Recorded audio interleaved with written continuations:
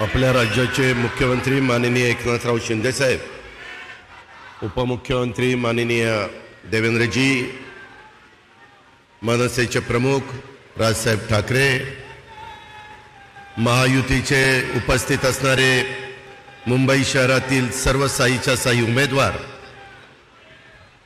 Bhajap, Rashtrawadi Congress party, Shiv Sena, मनसे, RPI, सर्व महायुतीच्या मित्रपक्षांचे उपस्थित असणारे सर्व सन्माननीय पदाधिकारी, माझ्या मुंबई शहराच्या कानाकोपऱ्यातून आलेले सगळे बंधू भगिनी, पत्रकार मित्र आणि माझ्या तरुण मित्रांनो, सर्वप्रथम युगपुरुष छत्रपती शिवाजी महाराज, क्रांतीसूर्य महात्मा ज्योतिबा फुले, राजर्षी शाहू महाराज, राज्यघटनेचे शिल्पकार डॉक्टर बाबासाहेब आंबेडकर यांना विनम्र अभिवादन करतो।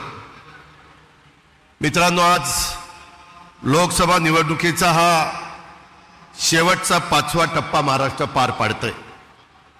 खरं तर देशामध्ये 7 टप्प्यामध्ये निवडणुका होतात, परंतु आपल्या 5व्या टप्प्यामध्ये मुंबईचे 6, भिवंडी, कल्याण, ठाणे, पालघर आणि तिकडे दिंडोरी, धुळे आणि नाशिक अशा पद्धतीने जवळपास 13 ठिकाणी निवडणुका होत आहेत।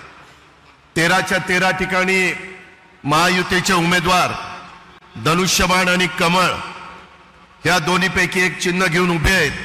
माझी सुरुवातीलाच मुंबईकरांना, तमाम माझ्या बंधू भगिनींना विनंती आहे की आपण उद्याच्या 20 तारखेला ज्यावेळेस मतदानाला जाल त्यावेळेस तुमच्या पुढे जी मशीन असेल तिथं महायुतीच्या उमेदवाराचं नाव असेल आणि त्याच्या पुढं धनुष्यबाण तरी असेल किंवा कमळ तरी असेल, तेवढं समोरचं बटन दाबायचं काम आपण सगळ्यांनी करावं, अशा प्रकारचे मी आपल्याला सगळ्यांना मनापासून विनंती करतो।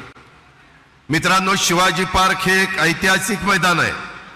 या मैदानाच्या साक्षीनं पंतप्रधान नरेंद्र मोदी यांच्या नेतृत्वात महाराष्ट्र देशाच्या प्रगतीत एक नवं पर्व या ठिकाणी सुरू करतोय। पंतप्रधान नरेंद्र मोदी साहेबांच्या माध्यमातून सर्वसमावेशक असं नेतृत्व आज देशाला मिळालेलं आहे। मागच्या 10 वर्षाच्या काळामध्ये ज्या पद्धतीनं पंतप्रधानांनी देशाला पुढे घेऊन जाण्याचं काम केलं, ते निश्चितपणे ते काम गौरवास्पद अशा प्रकारचं काम आहे। मोदी साहेबांचं कणखर नेतृत्वच पुढच्या काळात देखील तुमच्या माझ्या भारत देशाला प्रगतीच्या शिखरावर घेऊन जाणार आहे आणि हा निर्धार इथल्या सर्वसामान्य जनतेने केला आहे आणि म्हणूनच त्यांना तिसऱ्यांदा आपल्या देशाचं पंतप्रधान करण्याचा संकल्प आपण सर्वांनी करायचा आहे। माझी आपल्याला विनंती आहे की आता सध्या विरोधकांना कुठला विकासाचा मुद्दा राहिला नाही। यावेळेच्या निवडणुकीमध्ये सातत्याने आम्ही महायुतीच्या वतीनं विकासाच्या बद्दल बोलतोय, परंतु विरोधक त्याला फाटा देतात आणि नको ते भाषण करण्याचा केविलवाना प्रयत्न त्यांचा चाललेला आहे। एक त्रयस्थ नागरिक म्हणून आपण जर त्यांच्याकडे बघितलं तर काय त्यांची भाषणं आहेत, काय त्यांचे त्याच्यामध्ये शब्द वापरतात। अरे, आपल्या महाराष्ट्राला सुसंस्कृत महाराष्ट्र म्हणून ओळखलं जातं। स्वर्गीय यशवंतराव चव्हाण साहेबांनी ज्यावेळेस मंगल कलश आणला, तेव्हा मंगल कलश संयुक्त महाराष्ट्राचा आणला असताना सुसंस्कृत महाराष्ट्र कसा असला पाहिजे, तो कसा पुढे गेला पाहिजे, सर्व जाती धर्माच्या लोकांना कसा न्याय देता आला पाहिजे, ज्या पद्धतीनं हिंदवी स्वराज्याची स्थापना करत असताना 18 पगड जाती 12 बलुते रंदा बरोबर घेऊन महाराजांनी हिंदवी स्वराज्याची स्थापना केली, त्याच रस्त्याने आपल्याला सगळ्यांना पुढे जायचंय।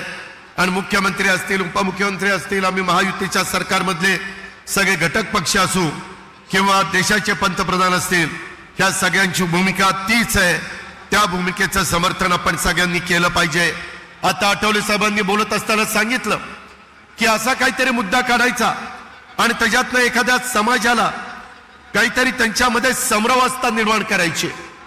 10 वर्षामध्ये देशाच्या पंतप्रधानांनी कधी उलट संविधान दिन साजरा करायला सुरुवात केली आणि अशा पद्धतीनं त्यांनी साजरा करत असताना संविधान बदलण्याची भाषा हे सगळेजण करतायत।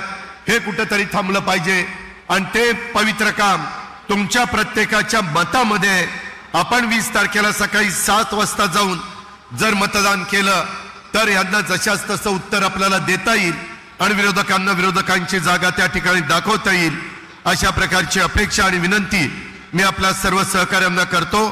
प्रचंड मोठ्या संख्येने आपण इथं उपस्थित राहिल्याबद्दल आपल्या सर्वांचं महायुतीच्या वतीनं मनापासून स्वागत करतो आणि मी माझे 2 शब्द संपवतो। जय हिंद, जय महाराष्ट्र।